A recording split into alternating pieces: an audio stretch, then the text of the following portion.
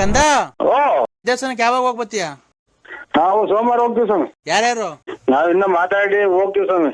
ಹೌದಾ? ಹೋಗ್ಬಿಟ್ ಬಾ, ದೇವ್ರ ಒಳ್ಳೇದ್ ಮಾಡ್ಲಿ.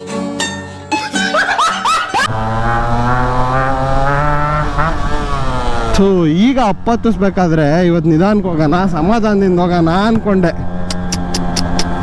ಈ RX ಇಟ್ಟಿರೋರ್ಗೆ ಇದೊಂದು ಗೋಳು ಗುರು. ನಾವು ಸುಮ್ಮನೆ ಹೋಗೋಣ ಅಂದ್ರು ಗಾಡಿ ಬಿಡಲ್ವೇ? ಕ್ವಶನ್ ಆಗ್ತಾ ಇರುತ್ತೆ, ಯಾಕು ನರ ಇಲ್ವೇನು, ಯಾಕು ಅಂತ ಹೇಳ್ಬಿಡುತ್ತಾ. ನಾವು ಅವಾಗ ರೊಚ್ಚಿಗೆದ್ಬಿಡ್ತೀವಿ. ಏನು ಮಾಡೋದು, ಇಂಥ ಗಾಡಿಗಳನ್ನ ಸಾಕೋದಲ್ದೆ ಬೈಸ್ಕೋಬೇಕು ಬೇರೆ. ಅದ್ರ ಬದಲು ಅದಕ್ಕೂ ಖುಷಿ ಆಗಬೇಕು, ನಮಗೂ ಖುಷಿ ಆಗ್ಬೇಕು. ಹಂಗೆ ಓಡಿಸ್ಕೊಂಡ್ರೆ ಸಾಕು. ಯೋಧನ ಕೈಯಲ್ಲಿ ಕುದುರೆ ಸಿಕ್ಕಂತೆ ಸೋಮನ ಕೈಗೆ ಸಿಕ್ಕಿತ್ತು ಯಮಹ RX.